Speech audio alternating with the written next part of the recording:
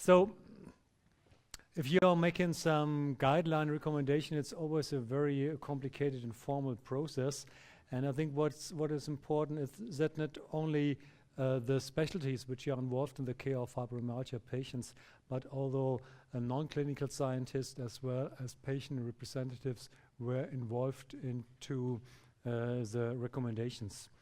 So the steering committee decided to focus on systematic reviews on pharmacological and non-pharmacological therapies in fibromyalgia.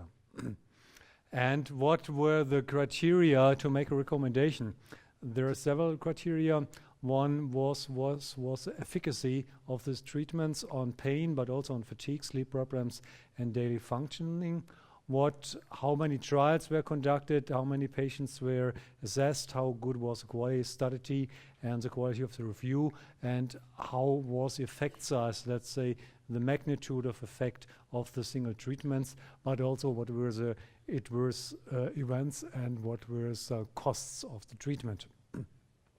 So, and if you make a strength of recommendation, it's based on the one hand on the potential benefits and on the one hand on the potential harms of a treatment, but also on the quality of the data, that is to say the confidence and the magnitude of the effect and the resource use.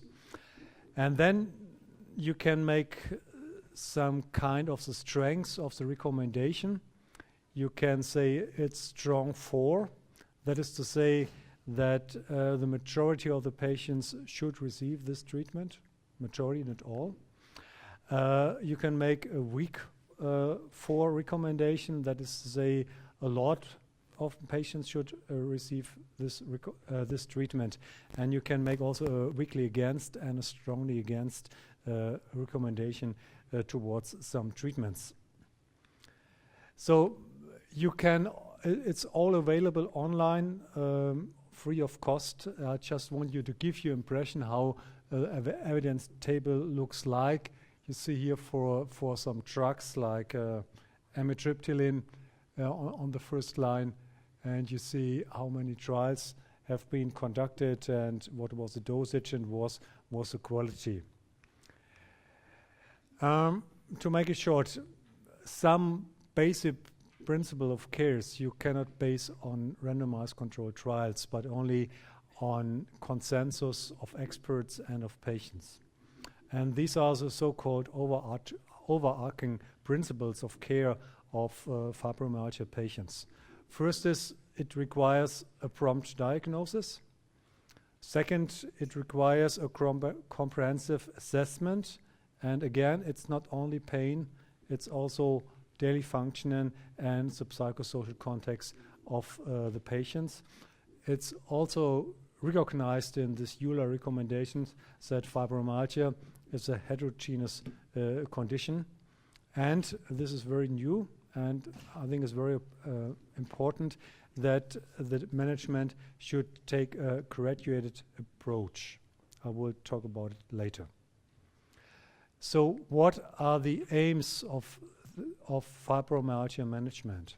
And this is also very important, that it's not primary to reduce pain, but it's to improve health-related quality of life and daily function. I think we can discuss it. And to achieve this goal, improvement of health-related quality of life, improvement of daily function, in most cases it needs a multidisciplinary approach, that is to say inclusion of medical doctors, psychologists, physiotherapists, occupational therapists, and a combination of non-pharmacological and pharmacological treatments which should be tailored. This is a third important topic to the individual symptoms of the patients, how much pain, how much sleep problems, how much fatigue, and also to psychological problems, and also important, what are the patient's preferences and comorbidities. So in Germany, there are some, complementary medicine is very popular, and I have some patients who say, oh, no, I do not want to take any synthetic drugs. I'm willing to take perhaps herbal medicine or homeopathy. I will not take any synthetic drugs. So this is patient preference. I accept it. So this is meant what its patient preferences. And the decision for treatment should be done by shared decision making of the patient with the doctor. That is, our task is to provide you to say, these are the treatment possibilities, these are the chances, and these are the risks, and what would you prefer? And again, shared decision making and initial management should focus on non-pharmacological therapies. These are the overarching principles.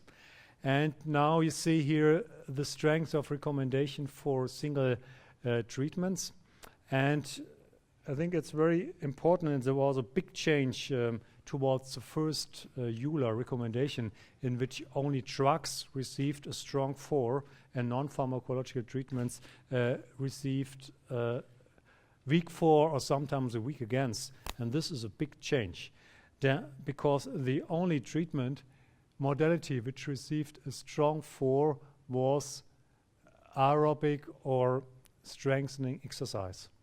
And you see also there was a strength of consensus, and the votes of the patient representative were equal to the notes to the votes of the medical doctors and psychologists, and there was 100% agreement for this strong 4. And other recommended therapies with a weak 4 are cognitive behavioral therapies, multi-component therapies, that is to say the combination of psychological therapies with any kind of exercise, defined physical therapies, that is to say acupuncture or hydrotherapy, and so-called meditative movement therapy as Qigong, yoga, Tai Chi, and mindfulness-based stress reduction. Again, you see that the strength of consent decreases with these non-pharmacological therapies. Frankly spoken, I was not much happy that cognitive behavioral therapies received only a weak 4 because the database is much better for cognitive behavioral therapies than for acupuncture or hydrotherapy. But that's how consensus processes are. There are also some majority votes. So drugs, there are only 6 drugs who received a positive recommendation. One was amitriptyline at low dose. Low dose is between 10 and 25, maximum 50 milligram %.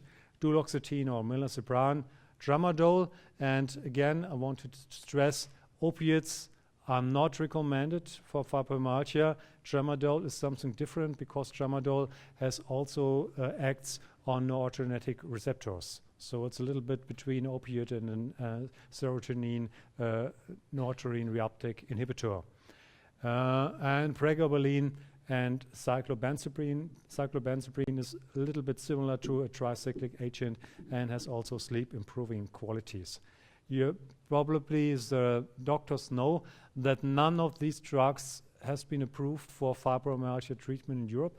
That's the European Medical Agency refused the approval of duloxetine, milnacipran, and pregabalin.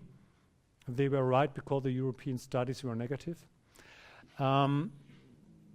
Nevertheless, we can, even in Germany, we can prescribe these drugs in label because duloxetine, milnacipran, or pregabalin are approved for some mental disorders, depression and general anxiety disorder, which are frequently associated. I do not know how the situation in Norway if you have some problems with off-label use of drugs. So for us, it's a big topic. So there are also some negative recommendations with weak against. To start with non-pharmacological therapies, biofeedback, capsaicin, chiropractic, which is very popular in Germany, even also massage, S-adenosine, methionine, and guided imagery in homeopathy. And homeopathy strong against. Why? The databases is not convincing. Most interestingly, in Germany, we have an open recommendation for homeopathy. You can see, depending with the same data, different guideline groups can come to different recommendations. So there are also some negative recommendations for pharmacological therapy, strong against growth hormone and strong opioids, the ones mentioned by Dan, like oxycodone or morphine. There are also some weak recommendations against monoamino oxidase inhibitors, NSAIDs, and sodium oxybate. Sodium oxybate works very well in fibromyalgia. Nevertheless, it was neither approved in the USA nor in Europe because of safety concerns. So you see, there are positive and negative recommendations are nearly equal in the EULAR recommendations. So this is now a slide which explains the graduated approach, how to treat patients with fibromyalgia. First is it all starts with the appropriate diagnosis. Okay, here. I do have a problem with this. Okay. The second step is adequate patient education and information sheets. So we'll show you the ones we use in Germany. So they are structured and based on our guideline. And then I said EULAR recommends to start fibromyalgia management with non-pharmacological therapies. And the first is individualized graded physical exercise. What is meant with individualized, I will tell you soon. And this can be combined with other recommended non-pharmacological therapies such as hydrotherapy and acupuncture. Why are these non-pharmacological therapy first recommended? I told you recommendations are based on the one hand on the efficacy of one treatment, on the other hand on potential risks. And these are the advantages of non-pharmacological therapies. The risks of serious adverse events are much lower for non-pharmacological therapies than for drugs. This was the reason of this decision of the EULAR. And if this does not work, this first step of non-pharmacological therapy, then reassessment of the patient should be conducted and tailored individualized treatment should be regarded. And tailored to what? Tailored to what the key symptoms of the patients. So if the pain is very high, then there's a recommendation to use either duloxetine, pregabalin, tramadol, or in combination with paracetamol. There's one study, positive study each with tramadol and paracetamol in fibromyalgia pain. Again, some patients suffer more from sleep problems than from pain. And these drugs are known to promote sleep. It's amitriptyline, cyclobenzaprine, or pregabalin at night. If the main problem is in the psychological area, depression, anxiety, catastrophizing, then psychological therapies, including a mental health care specialist, and perhaps including some antidepressants for anxiety and depressive disorder are recommended. And I think we discussed it in the break. We have a lot of patients with fibromyalgia who are on long-term sick leave or applying for disability pension. And these patients should be treated with multimodal rehabilitation programs. And I think you in Norway and we in Germany are happy to have this multimodal rehabilitation programs in contrast to many other countries in the world. So this is what is meant with individualized treatment. And I will now come to some other guideline recommendations again with this graduated approach and why this staging of severity is important. I showed you in my first lecture that we can differentiate different forms of fibromyalgia, mild, moderate, and severe forms. And we should have to adapt our therapy to the intensity of fibromyalgia symptoms. I rarely see patients with mild form of fibromyalgia, but they are. They come along, they get along quite well in their daily life, and most of them, they have interesting jobs, they have a loving husband, and they have nice children, they have no big problem, and somehow they have adapted to their life. And they are physically and mentally active. And they ask me, could I do something more? And I say, no, go on, do it. Continue to be physically active and socially active. So for mostly, if you're working in a pain center, you see patients with moderate and in most more severe forms of fibromyalgia. And I think aerobic exercise is one basic kind of therapy, and this does not only apply to any chronic pain syndrome, but it should be applied to a lot of chronic internal diseases like hypertension, diabetes. But unfortunately, or not for drugs work better for hypertension, diabetes. Therefore, these people are not so much as forced to do regular aerobic exercise. But chronic pain patients, drugs do not work in most patients as well as patients expect. And we know that aerobic exercise, regular movement, is one best thing we can do even if we are healthy. And therefore, it's recommended, and it always works in healthy patients as well in patients in chronic pain. So that is to say, aerobic exercise adapted to the individual level of fitness, and a temporary medication which we recommend in the Israeli and in the German guideline. And severe forms of fibromyalgia, people who are long-term disabled, these people, in most cases, they do not have only fibromyalgia. Severity is driven by other functional somatic symptoms like IBS, and most importantly, by mental comorbidities, in most cases by anxiety disorder, depression, or post-traumatic stress disorder. And these people need more. They need a multi-component approach, which includes pharmacological therapy and tailored therapy to the comorbid mental disorders. So, just to give you some of my ideas about tailored therapy. These are data of 300 consecutive patients in which I have diagnosed fibromyalgia. And before the first appointment, they are sent the German pain questionnaire, and they bring it filled out to the first appointment. And these are the average pain scores of the patients, and this is also what you see in clinical studies. Most patients score between 6 and 8 for average pain intensity, but you see they're all the patients with 9 and 10. And we know that the pain intensity is not only a measure of somatosensory pain, but it's very much influenced, especially in this high score, by anxiety, depression, and pain catastrophizing. So from a statistical point of view, 10% of the range of average pain intensity in these 300 patients can be explained by the sum score of the pain catastrophizing scale.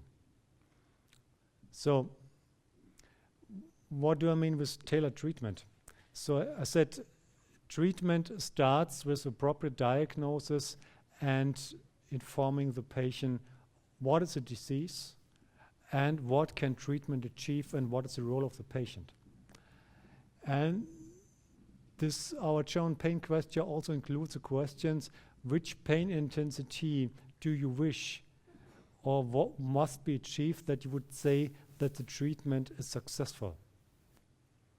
And these are the scores, and you see that most patients, they wish that they have a mild pain, that is a pain below 3 and below. I can understand it. But if you look at the data of the studies, and if you look at your own data, you must be realistic.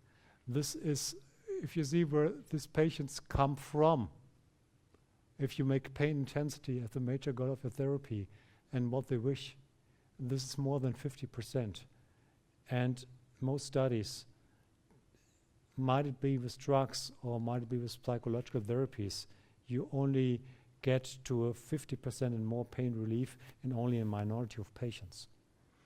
That is to say, one big point in patient education is to establish realistic treatment expectations. What can be reached regarding pain reductions, and can be other goals of therapy which are more appropriate than pain reduction. So I talked about information leaflets, and this is an information leaflet of the German League Against Rheumatism, Fibromyalgia to start every day new.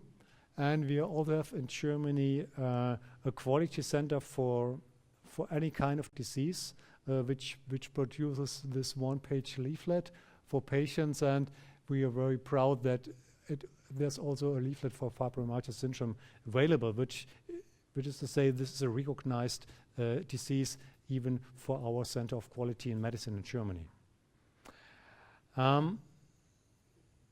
Let's little more talk about drugs. I think this is what the medical system has talked to patients, and that what a lot of patients which come to me expect, that I will prescribe them a drug which will really help.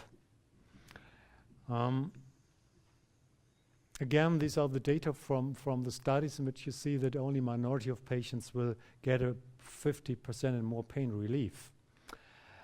And the real world data with all of these drugs which had been labeled in which had been approved by the FDA, that is to say pregabalin, milnacipran and duloxetine, in real world data, the data are much more disappointing. You see, this is a study, that is to say you have high discontinuation rates. Patients stop the medication either because it does not work as they have expected, or because they have side effects. So the discontinuation rate in this US study was 65% for pregabalin and 52% for duloxetine and 72% for milnacipran after 12 months. And this is a recent study of Israel, and the 1 year discontinuation rates were even higher. And this is also what I see with my patients. So I see some patients who really profit from duloxetine or pregabalin, also in the long term, but most patients, they stop therapy to a certain time. And the idea to start in moderate forms of fibromyalgia with non-pharmacological and pharmacological therapies is that non-pharmacological therapies, they take a longer time before they work, before you can see a profit of cognitive behavioral therapy or of aerobic exercise. So with the drugs, it's within 2 weeks you can decide if it works or if it works not. So the idea is to have a start with drugs to relieve some symptoms and just to hope that the non-pharmacological therapies will work in the long term better and that you can reduce or stop the drugs. And again, I just want to warn to take, because pain is so intense in a lot of fibromyalgia patients, and suffering is so great that a lot of German and also US pain therapists that come from anesthesiology who are trained with the idea that they can titrate opiates and other drugs to pain intensity, that this is a wrong idea in fibromyalgia, because it does not improve the quality of life. In the contrary, it threatens the quality of life. And again, the aim of therapy is not to reduce intensity of pain, but to see if the life of the patient has improved.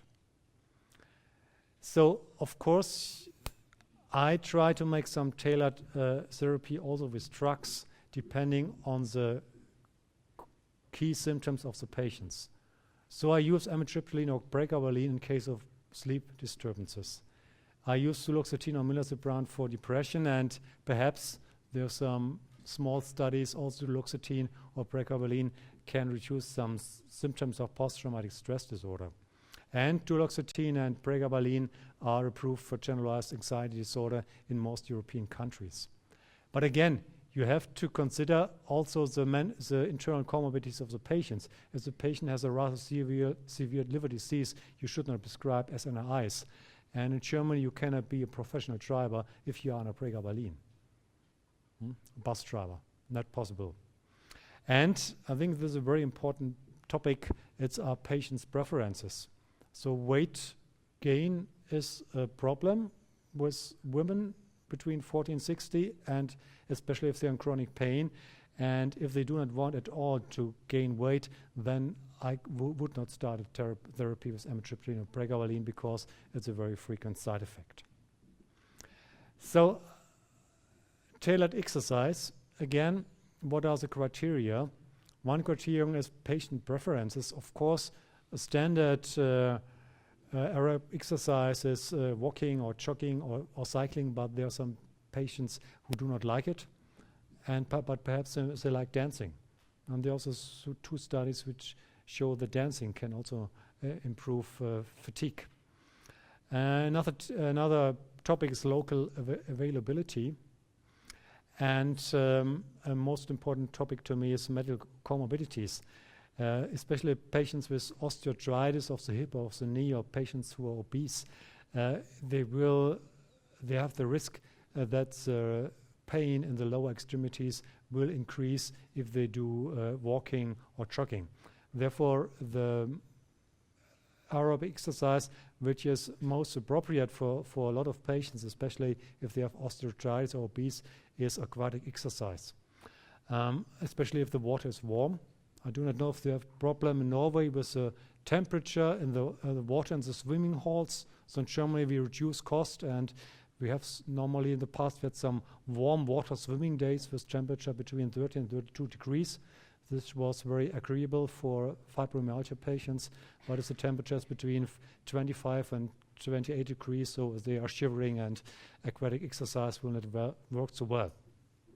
So what we have achieved by our German guidelines is that there's a special kind of combined land-based and water-based aerobic exercise, especially designed for fibromyalgia patients, only for them, and which is paid for by our German health insurance companies for 2 years and longer.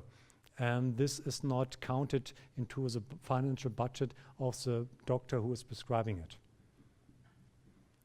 So this is what I mean with tailored exercise. And this is our regional approach from the federal state I'm living. So we have some fibromyalgia groups, and they have founded a network. And this network, we have also a special internet address.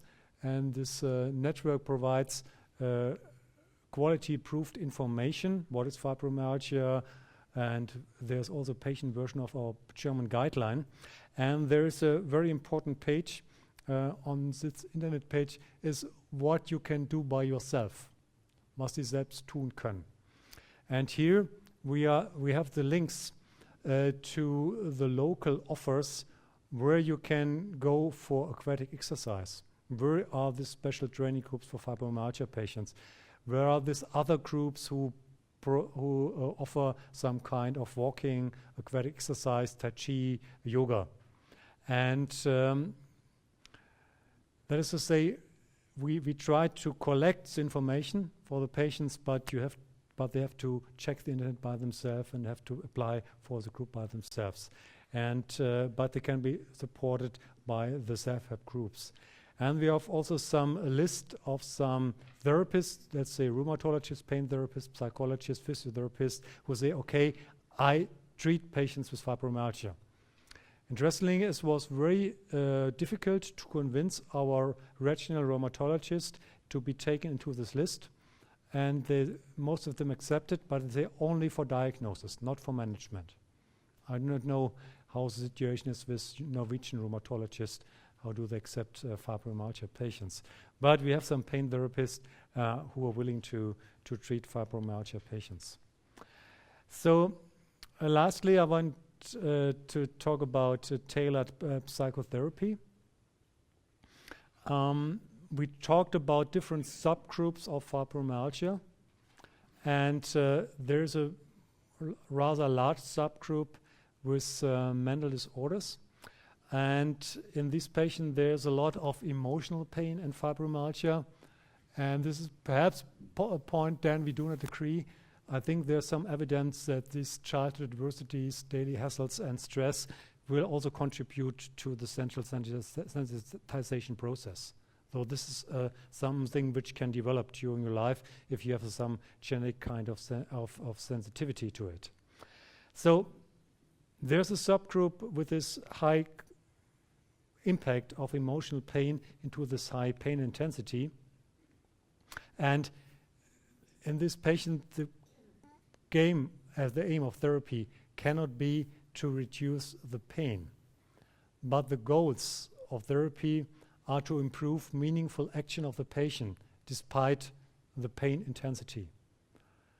And as Fodor, who was a psychologist, he said, people have something better to do, who have something to do for meaningful action, do not suffer as much as people who do not have meaningful action.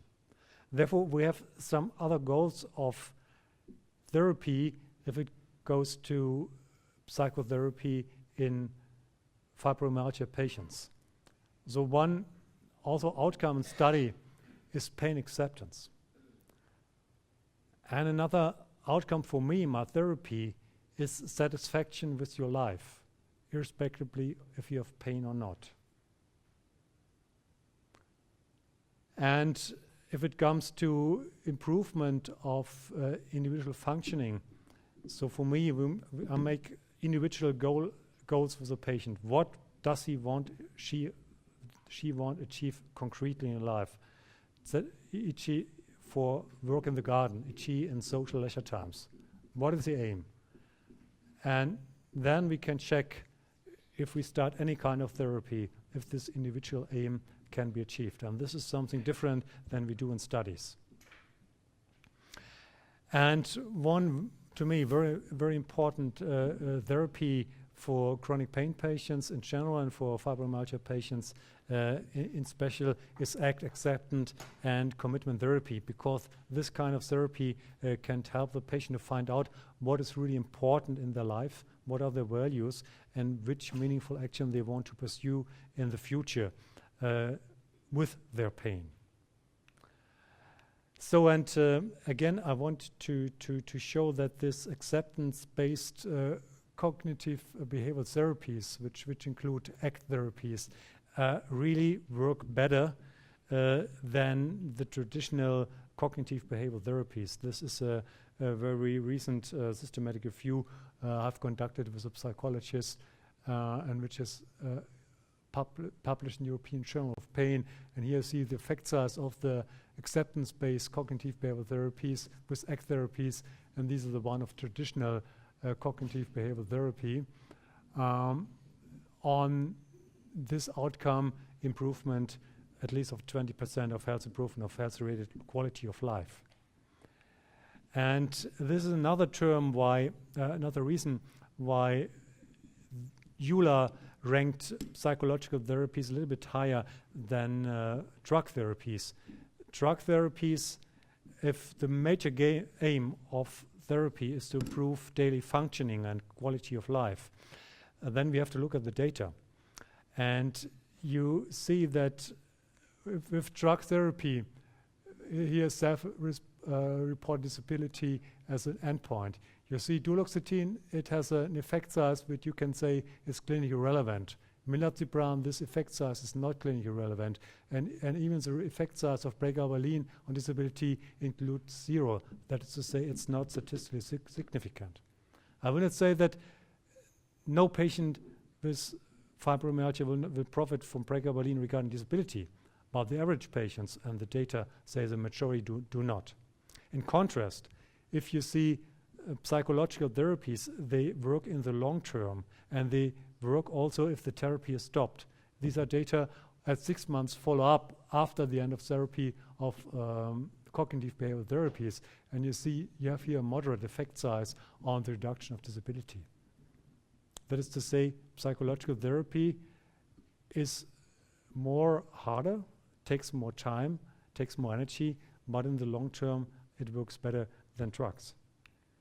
So one last slide, according to tailored psychotherapy, my personal opinion is that traditional cognitive behavioral therapy are a good basement for pain therapy, but we have to tailor our psychological therapy much more to the patient.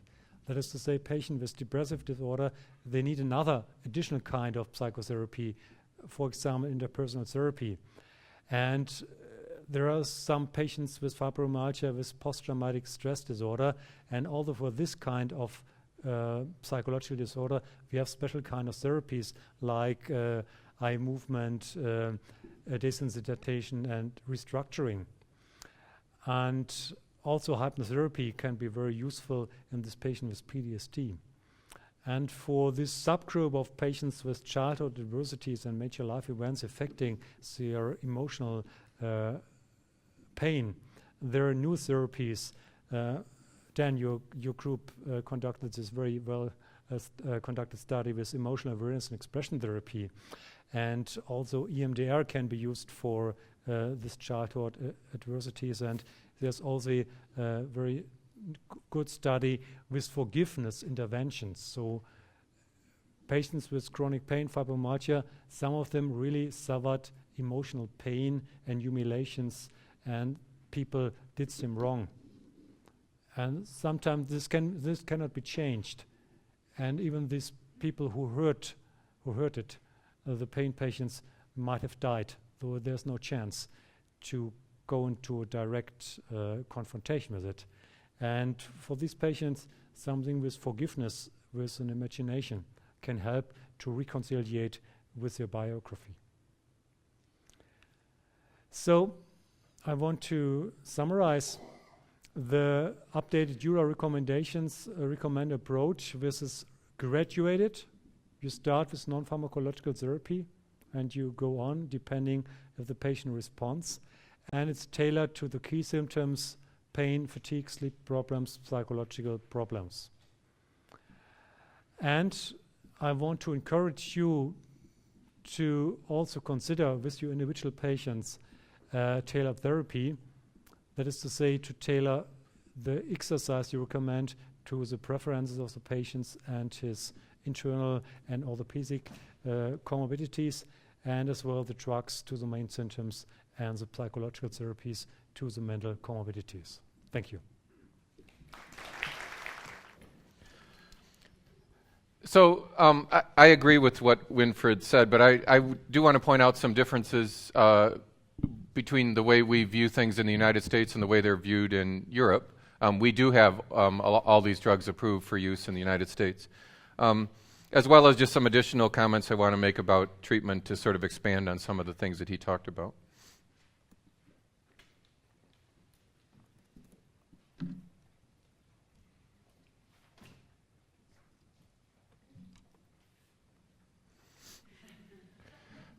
I actually am a little bit more optimistic than that. I actually think that the majority of patients with fibromyalgia, if they get to a center that knows how to appropriately use non-pharmacologic and pharmacologic and procedural therapy together, that the overwhelming majority of these patients that I come in contact with or I see actually can lead a fairly normal life. The studies are incredibly biased in a number of different ways with respect to the populations that they draw some of the data from, and the fact that in most of the people in routine clinical practice are not facile at using drug and non-drug therapies together. They don't know what drugs to use. If they know the drug to use, they don't know the dose or the way to use it, and they don't know about or have availability of a lot of the non-drug therapies. So it's not surprising that in a lot of our sort of population-based longitudinal databases, it looks like these patients never get any better. I'm not nearly that skeptical about the fact that even our current treatments work fairly well. Let me start with drugs, because it turns out that all of the drugs that work in fibromyalgia match up nicely with neurotransmitters that are known to be abnormal. So one of the things that I'm not really just a fibromyalgia researcher anymore. I'm a pain researcher. I study almost every type of chronic pain. And we have had more positive trials of pain drugs in fibromyalgia in the last 15 years than almost any other field of pain. because I think we do understand that the drugs that are going to work in fibromyalgia are these drugs that are impacting neurotransmitters in the central nervous system that are either too high or too low in people with fibromyalgia.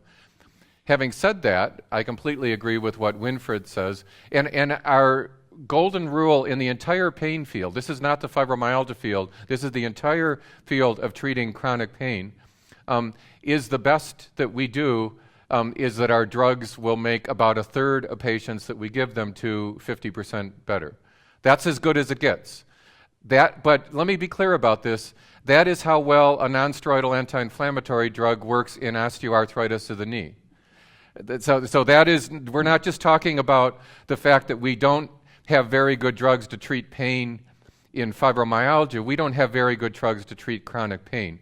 And one of the things that bothers me about some of the guidelines is when you see this sea of drugs that don't work very well, and then you see non-drug therapies like cognitive behavioral therapy that at least look as though they're working better, there's a tendency to think, aha, this is a psychological disease. Again, this is not at all how you should view this. And again, one of the problems with comparing drug trials to non-drug trials is usually non-drug therapies don't have a placebo, don't have an active placebo. So non-drug treatments always look better because you're not comparing to an active placebo. When we compare a drug to a placebo, when we give someone a pill that looks exactly like that pill that isn't that pill, that is not a placebo. That has an effect in and of itself that is very powerful, that engenders a very strong placebo effect that there usually is not a placebo effect in the comparison group of non-pharmacologic therapies. And so I just want to point that out for those of you who are not researchers by nature or don't look at a lot of randomized controlled trials, is you have to be a little bit careful about the inferences you make from looking at different types of trials, especially when you're comparing drug and non-drug therapy. I actually use drugs before I use non-drug therapies because I find that if I can find a medication that makes my fibromyalgia patients' pain better or their fatigue better or their sleep better, I find anecdotally, no evidence, that they are more likely to engage in an exercise program, that they're more likely to be able to focus in a cognitive behavioral therapy program. So I have written articles disagreeing with the EULAR guidelines for precisely this reason, is that I think for both practical reasons, especially in the United States, as well as more sort of pragmatic reasons that I think that we often have to use a little bit of a drug before we launch into all of these non-drug therapies, that I am just as enthusiastic about their use as Winfried is. I'm just a little bit more careful about the order in which I'll place these. Now, we have a number of drugs that seem to be working by reducing glutamatergic activity. And if you look at these sea of neurotransmitters that are abnormal in some people with fibromyalgia, a point of emphasis is that some people have high glutamate. Some people have high substance P. Some people have low GABA. Some people have low norepinephrine serotonin. It's not the same people. So if you give a drug like pregabalin to someone whose glutamate is not high in their brain region of the insula, it's not going to work. We actually showed that very clearly in a brain imaging study in fibromyalgia of pregabalin, that it worked the best in the people that had the highest glutamate levels in their insulin. It didn't seem to work at all in people who didn't have that problem. So if you look at all these different neurotransmitters, I don't expect that any single drug is going to work well in more than a third or a half of the patients, because all of these different neurotransmitters, because they're too high or too low, can be acting in combination to cause this final common pathway of an increased volume control setting. And I'm not sure we're ever going to have a drug that makes fibromyalgia pain 70, 80, 90% better, because there's so many different ways to get to this final common pathway. There's not a single pathway that is targetable with a drug, at least that we know of right now. So we can use drugs like ketamine or memantine in addition to gabapentinoids to try to reduce glutamatergic activity. I don't think cyclobenzaprine is available anywhere in Europe, is it? No. Which is not surprising that the Europeans didn't like it, because they've never used it. They never had the ability to use it.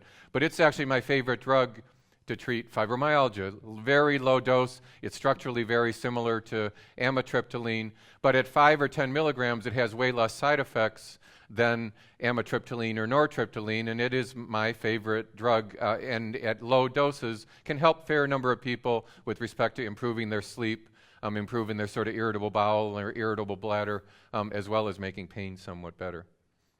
If you move over here, most of the drugs that we're using now to treat chronic pain and to treat fibromyalgia are drugs that in some way are raising norepinephrine and serotonin. Those would be the tricyclic drugs and the serotonin norepinephrine reuptake inhibitors.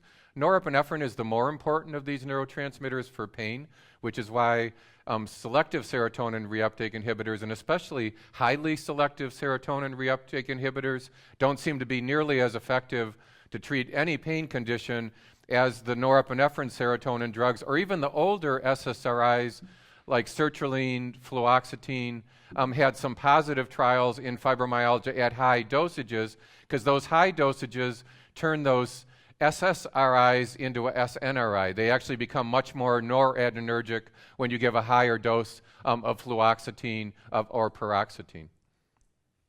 If we move over down to the opioids, again, I don't think we should be giving people opioids. I think maybe we should be blocking the opioid system with low-dose naltrexone.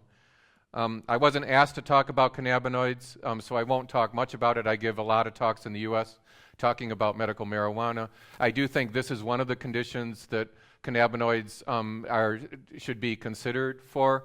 But the big problem with cannabinoids is that we really have a lack of knowledge about what the optimal ratio of THC to CBD is.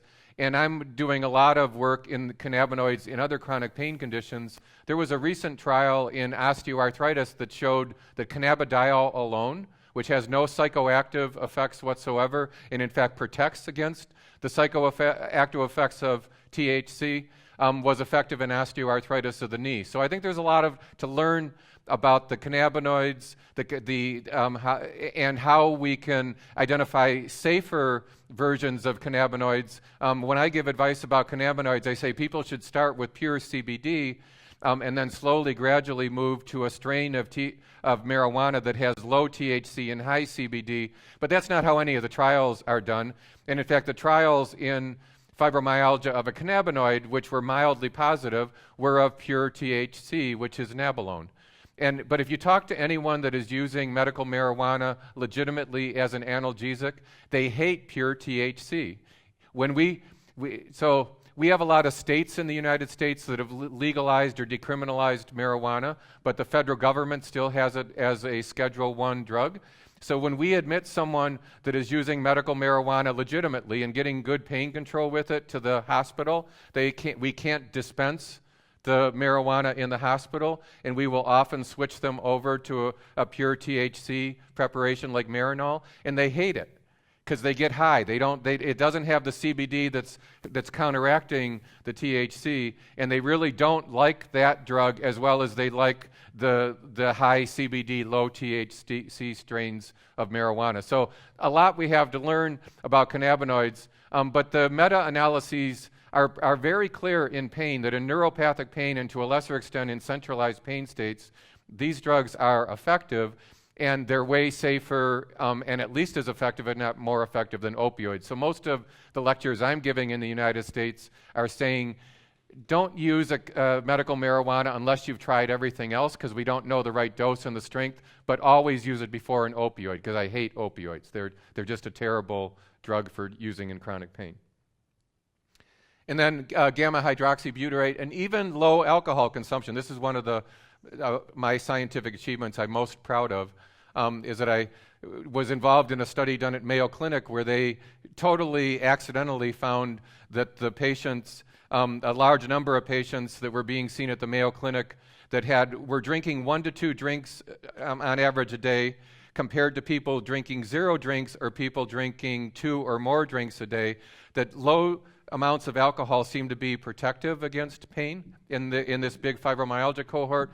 And that prompted Gary McFarlane in the UK to look in big epidemiologic studies, and he found the same thing. The only reason that this had never been found before is that in the UK, most people who drink alcohol smoke cigarettes, and nicotine does the opposite. Smoking makes pain much worse.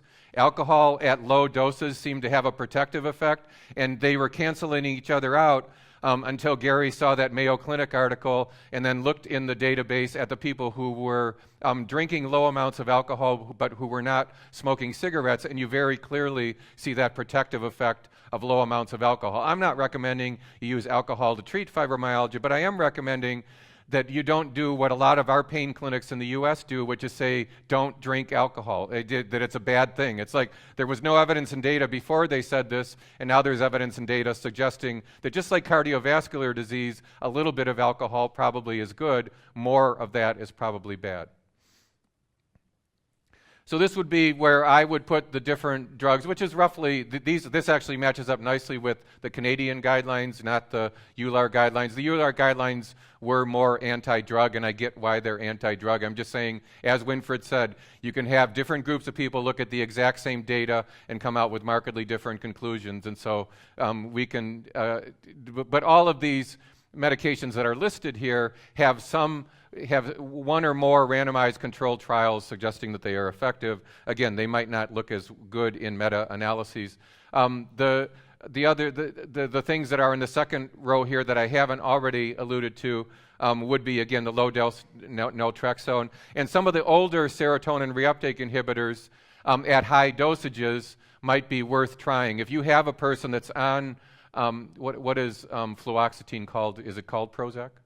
Okay, fluoxetine. If you have someone on fluoxetine and you diagnose them with pain or fibromyalgia and they're only on 20 or so milligrams of fluoxetine, it may be very worthwhile to raise that drug dose to 40, 50, 60 milligrams, because the study of fluoxetine that Leslie Arnold did, the median fluoxetine dose that was needed, and that was a positive trial, was 45 milligrams, which is a higher dose of fluoxetine than most of us would commonly use as an antidepressant. So one of the things that I do, besides talk about fibromyalgia, is talk more broadly about using pain mechanisms to guide the treatment of pain.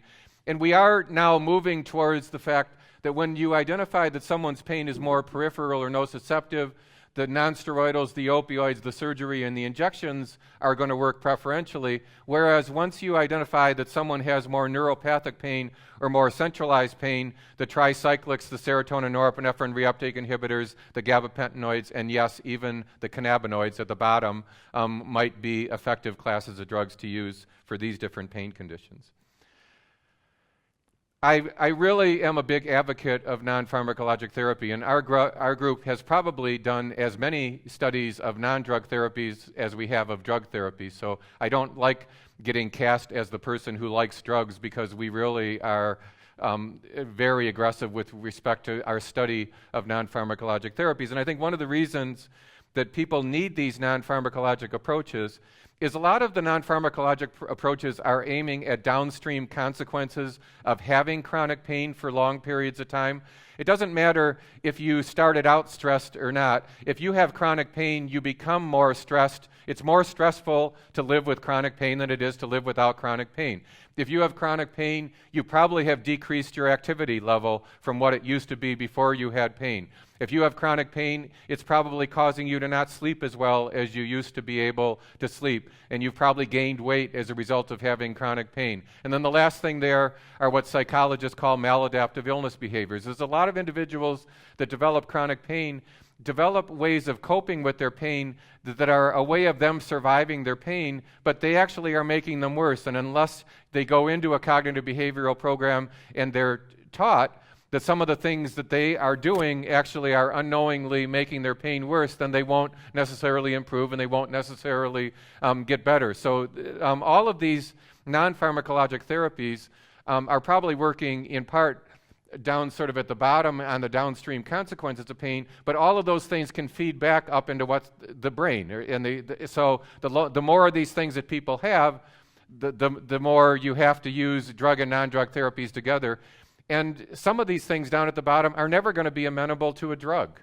You're never going to make a bad habit that someone developed, give them a drug to get them out of that habit. And so a lot of these non-pharmacologic therapies are probably going to need to be used forever in our treatment of chronic pain, because this is a big problem of what happens to people that have chronic pain. So these non-drug therapies are really identical to what Winfried talked about. I think education is incredibly important. When I was doing more patient care, I used to start a half day of clinic that I was seeing 4 new fibromyalgia patients in with an hour lecture that I made all of them attend. And it turned out that I actually timed myself with a stopwatch. The total amount of time that it took me to see those 4 new patients was less when I did it this way, because every time I had to go in the exam room, I wasn't trying to give a new 20, 25, 30-minute lecture about fibromyalgia. I gave that all up front. And then when I went into the exam room with the individual patients, it only took 5 or 10 minutes, but I had an hour to talk about all the types of things that I've been talking about. And if any of you care, now the problem it's in English, is that I have a YouTube video of a patient lecture that I give that has widely been viewed around the world, that basically describes this idea of brain pain and centralized pain in terms that is easy for patients to understand. This is a website that Dave Williams in our group developed. We tested this website in a randomized controlled trial, and it worked better in fibromyalgia than any of the approved drugs. Again, I'm not necessarily pro non-drug therapy or anti. We have to use everything that we have at our disposal to try to make people with fibromyalgia better.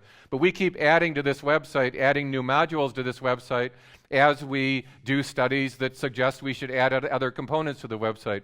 There have been a couple really good studies in the last couple years showing that cognitive behavioral therapy for insomnia works as well to treat chronic pain patients as cognitive behavioral therapy for pain. So we add a module now for insomnia to the Fibro Guide, because the evidence and the data is suggesting that that's really an important target for people with chronic pain, whether it be fibromyalgia or other types of chronic pain. And we keep trying to make this website better and better and better, and develop new versions of the website. If anyone wants to take this website and translate it into Norwegian, have at it. It's a Word version, so all the stuff behind the thing can be really easily changed. The only problem is the videos would still be in English, and that would be a little bit problematic. But again, I don't have to go through this. Cognitive behavioral therapy has been shown to be effective. I think some of the newer types of cognitive behavioral approaches, like the ACT therapy, like the study that Winfried alluded to, the emotional acceptance therapy that we've done recently, will be better than the old sort of cognitive behavioral therapy as it was developed about 40 or so years ago. And I think exercise is the most effective treatment we have for chronic pain. In fact, I tell my patients it is the most effective drug that we have to treat chronic pain. I truly believe that exercise is working in part by releasing some of the same neurotransmitters that we would otherwise have to give someone a drug to release, and there's far less side effects if you release those neurotransmitters endogenously than if I give you a drug that blocks those neurotransmitters all over your body. And so I think the problem is we can't give people exercise as a drug, and it's always been and probably always going to be a challenge to try to take that poor person with chronic pain that's hurting all over and convince them that it's a good idea to get into a exercise program. The one thing I would say that's helped me a lot as I've over the years, as I've gotten smarter and smarter, or I think I would be less stupid and less stupid, is I don't actually talk to patients about exercise anymore. I talk to them about activity. If you talk to patients about activity, their eyes don't bug out. They don't look at you like you're from another planet. But if you talk to them about exercise, they look at you like, you've got to be kidding. You've got to be kidding. I'm going to do exercise. But just these slight different ways in communicating to our patients can go a long way towards getting the patients to engage and to believe that these types of treatments can really be effective. And it is the case that the intensity of exercise that you need to do to get improvement in pain is far less than what you need to do to get cardiovascular fitness. You don't have to be doing 45 minutes or an hour of aerobic exercise a day in order to get the palliative benefit that we see with exercise across a number of different pain states. And then the last group of therapies that I just want to allude to, because we didn't talk about them, is that I think a lot of the neurostimulatory therapies are going to gain acceptance. some of the peripheral neurostimulatory therapies that we've been familiar with a long time, like TENS units, can be helpful if people have regional pain, but some of the therapies that I'm more excited about are therapies that are either stimulating brain regions or things like peripheral vagal nerve stimulators, where you're increasing vagal tone by not having to put a vagal nerve stimulator on the person's vagal nerve and do a major surgical procedure. And I think a lot of these neurostimulatory therapies will, in the next 5 to 10 to 15 years, really be shown to have a strong place along with the other non-drug therapies and hopefully better drugs in the treatment of individuals with chronic pain conditions. So I don't know that I really need to say the summary, but I think that fibromyalgia really has taught us a lot about chronic pain. I think most practitioners were trained that if someone had pain in their knee or their elbow, there was a problem in their knee or their elbow. Now, in the last 20 years or so, with the advent of functional, chemical, and structural neuroimaging, most chronic pain conditions are more so brain problems than they are a problem in the area of the body where the person's experiencing pain. And so being able to identify those subsets of patients that have more prominent brain or central nervous system contributions to their pain opens up the right set of drug and the right set of non-drug approaches in those individuals. And again, I am not nearly as pessimistic as some people about how well we can treat people with chronic pain at present and how well we're going to do in the future. I actually think that if people get to the kinds of people that took 3/4 of a day and came to listen to lectures like this and are trying really hard in clinical practice to do the right thing and to make people better, I think most of us are able to make people quite a bit better. I think there's a lot of practitioners, unfortunately, that don't care and don't take the time to learn, and they are probably not making these people any better, often making them worse because they're doing unnecessary surgery, giving them opioids, or doing any number of things that can actually make these individuals get worse rather than get better over long periods of time. Thank you.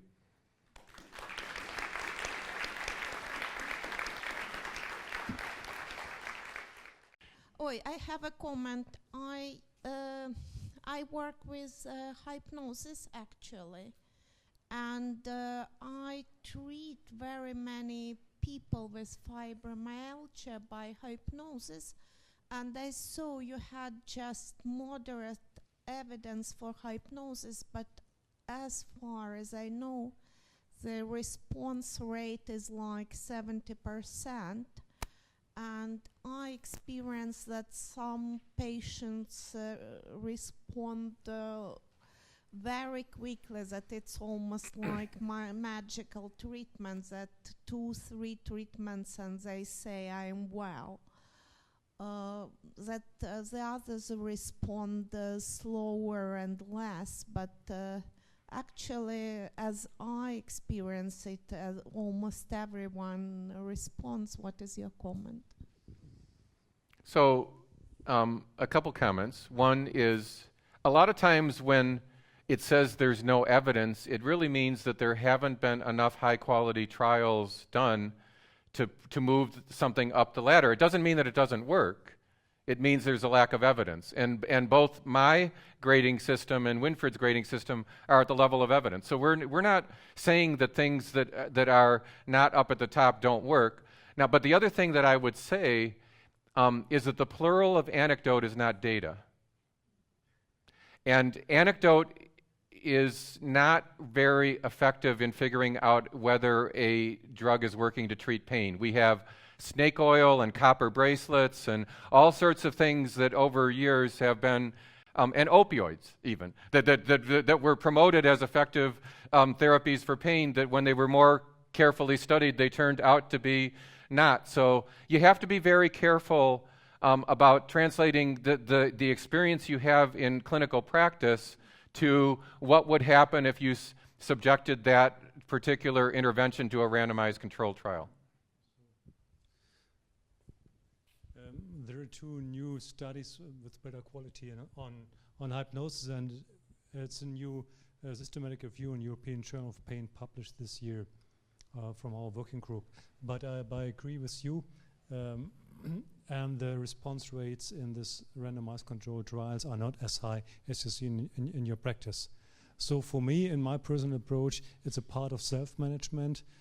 together with relaxation techniques and whatever helps the patients to come down and to relax. And we have some prepared and fixed audio tapes for fibromyalgia patients in Germany available. But this is a chunk to the main principles of aerobic exercise and perhaps drug therapy. It's not the main therapy, to my opinion, even if I'm a trainer in hypnosis. Could I say one more thing? Because I think it's really important for people to take care of individuals with chronic pain. When we do trials, we talk about the placebo effect as being a negative thing because we compare everything to placebo, and if our active treatment doesn't do better than placebo, we say that it doesn't work. So in the context of when we're scientists and we're wearing our scientist hat, a placebo effect is bad. When I'm a clinician and I spin my hat around, I'm trying to maximize the placebo effect. I'm trying to do everything I possibly can in a non-specific way to get that patient to believe that they're going to get better, because I know if however I can get them to believe to get better, they can release their own neurochemicals. I don't have to give them a drug. They can release their own neurochemicals and do this in a more endogenous way. So let me say this, and I don't think I'm going out on a limb. You are probably a very charismatic provider in that you're really good at getting your patients to believe that what you're doing is going to be effective. And that is really important. And it's not in any way to be dismissed. It's incredibly important for us to do that and to maximize the placebo effect in clinical care. So you probably are, the results you're seeing are the results you're seeing, but the results you're seeing are the effect of hypnotherapy plus the placebo effect that you have been able to engender in your patients. And that's not bad. There's nothing wrong with that. It's what we should be doing.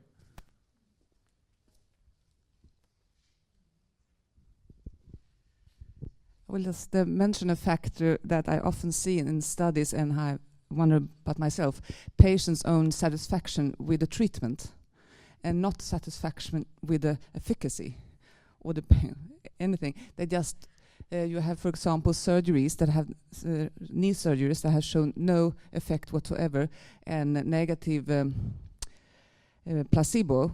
And if you ask a patient, and the control group with no effect, a negative effect, would say, I would do it again. So sometimes it seems like patients like the treatment. I have also asked, I'm a physical therapist, but I asked them the NRS level, and I see that they have a lot of drugs, and I say, I have a 9. Oh, that's bad. The drugs don't help. No, but I have to do something. So patient's satisfaction is a role that plays a big role. Absolutely. And a big problem. The other thing you said, though, that I want to expand upon. Now I forgot. I'll think about it in a second. I know what it was. And when Winfried said this, but I want to expand upon it and focus on maybe one of the reasons why we do this. He said that when you're treating chronic pain patients, you shouldn't try to have the pain be the target to the patient. You should have functional status be the target. And all of us in the pain field agree with that. But one of the reasons for that is that you see a lot of people with chronic pain that what happens is you give them an effective intervention, and then all they do is they reset their 0 to 10 pain scale. They're clearly doing way more than after that knee arthroplasty. They're doing way more than and we're looking at them and we're seeing that they're functionally doing a lot better, but their pain score is the same. And it seems as though a lot of people just will settle into the most pain that I can tolerate is 5 out of 10 pain. But if someone is doing 3 times as much in their day-to-day life before they get to 5 out of 10 pain, I'm going to declare success. We're going to declare success because we've really dramatically improved their function. And that's another of the problems with focusing too much on someone's pain score as the endpoint that we're targeting.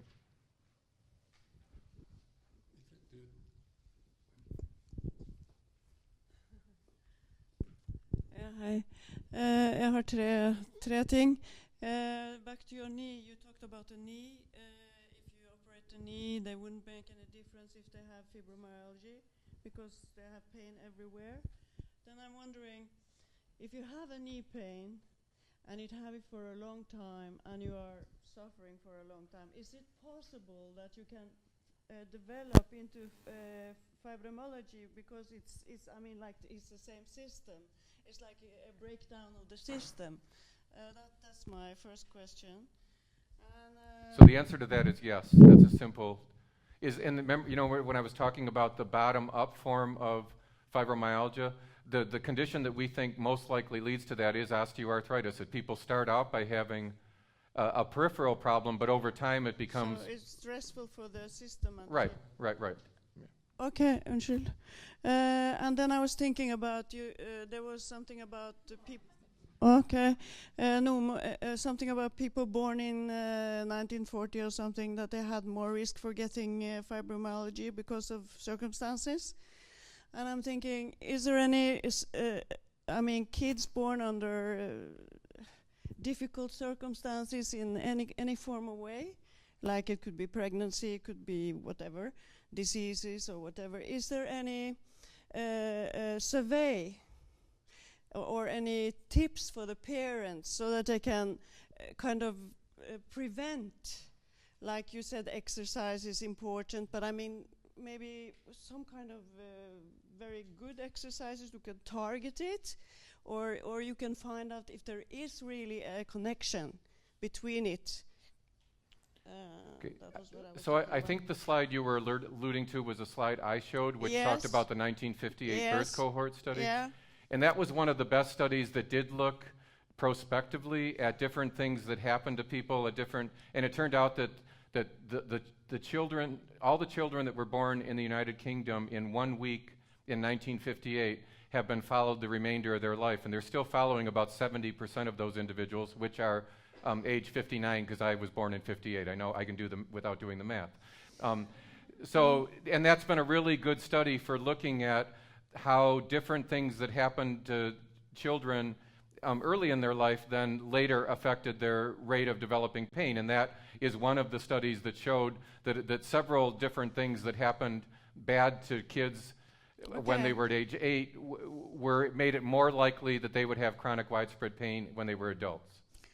Okay, and the last one is that I have that disease, fibromyalgia, and I'm thinking in the beginning, for many of us, it's very strong in the beginning. So, I mean, you're talking about treatment, and I mean, that is going over time, and it's a week away. So, I mean, when you are in so much pain, you can't exercise, you get ill of everything. I mean, then I think you must need some stronger medicine than what you are giving. I mean, you can't go to the gym, you can't go to work, you can't do nothing. I mean, for some people we are different, but I'm thinking there must be, and there is no knowledge. If you come to the doctor and say, oh, I have pain, oh, I go to the gym, but you get more ill. So, I mean, as you said, there needs some education, of course, but I think, and you say, I got opioid over that period, so that helped me, because I don't think there was anything else. That's what I'm saying. So, but because it was acute, it was an acute incident. So I think this is a very important experience of many fibromyalgia patients. I know they are then to the gym, and then they suffer for 1 or 2 weeks from more pain. And that's why that doesn't happen, because the kind of exercise is not adapted to the individual fitness level of the patient. And I see many patients which are with severe forms, and they have really, really very bad physical fitness. And sending these patients to the gym is a mistake. And they should start very slowly to make a slow walk. And then you can start with 100 meters and 200 meters the next week. And perhaps in 6 months we can send you to some aquatic exercise. And I think this is the art of the doctor, just to find out what fits to this patient.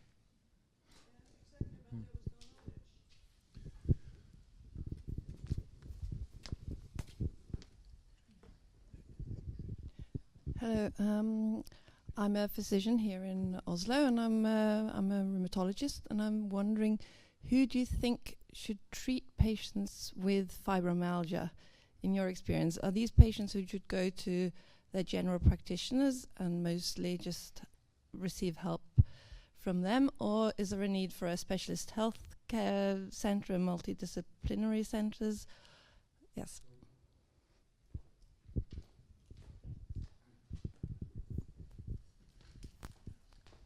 So it depends on your healthcare system. So in our German guidelines, we said the patient should go to this type of doctor, irrespectively of the specialty, who is interested in a fibromyalgia and have some experiences. This might be the rheumatologist, this can be the neurologist, also the family doctor. It depends. So if we are talking about a graduated approach, what I favor, to my opinion, and this is what we try to do in our center, that the slight forms of fibromyalgia, they should be with the GP, but with some clear recommendation of some specialists how to do exercise and which drugs to use. And I think most GPs in Germany, they can use amitriptyline. They know how to dose it and are familiar. And in contrast, the severe forms of fibromyalgia, they need, I think, a single person alone cannot manage it, and especially not rheumatologist, because you need a mental health care specialist in the team if you treat a patient with a severe form of fibromyalgia. Yeah, I would agree. I think the rheumatologist's role in caring for fibromyalgia is to see that person once or twice, make sure that's the correct diagnosis, and then send back to hopefully a GP that can manage it. We don't have nearly as many interdisciplinary pain centers. Unfortunately, in the U.S., most of the places that call themselves interdisciplinary pain center either do too many injections or they prescribe too many opioids. So there's no way I'm sending my patients to those. They'll get worse if we send them there. So it totally depends on how your healthcare system is set up and what it's designed to do.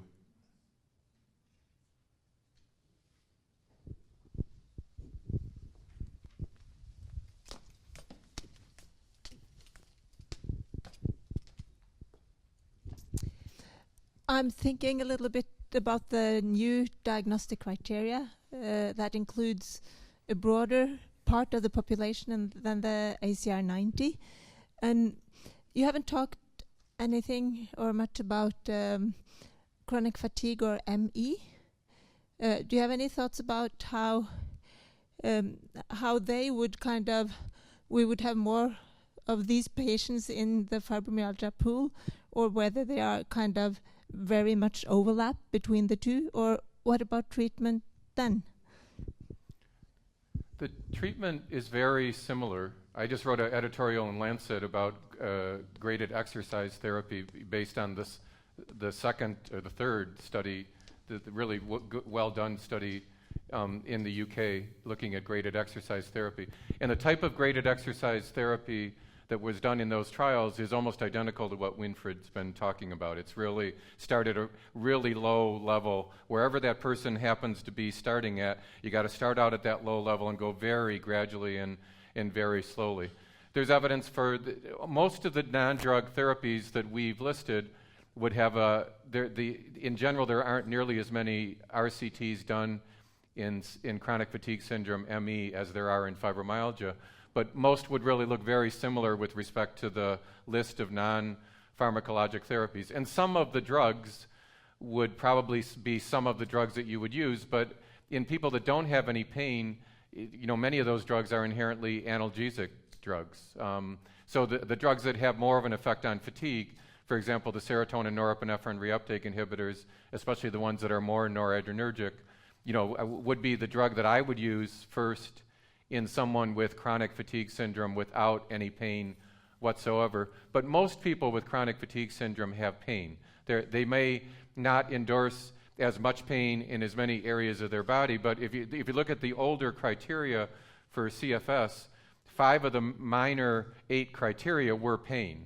It was headache and tender and sore throat and muscle pain and joint pain. So it's not the case that chronic fatigue syndrome patients don't have pain. They often don't have as much pain and they have more fatigue or more memory problems. One comment. The new criteria did not increase the prevalence of fibromyalgia in Germany. So we conducted a study with a representative population sample, and the prevalence was 2.1%, and with an equal sex distribution. How does that happen? How do you add a whole, like 50% more males and not increase the prevalence? Do you think it actually was taking people that, it had to then take people, women that in the 1990 criteria didn't meet?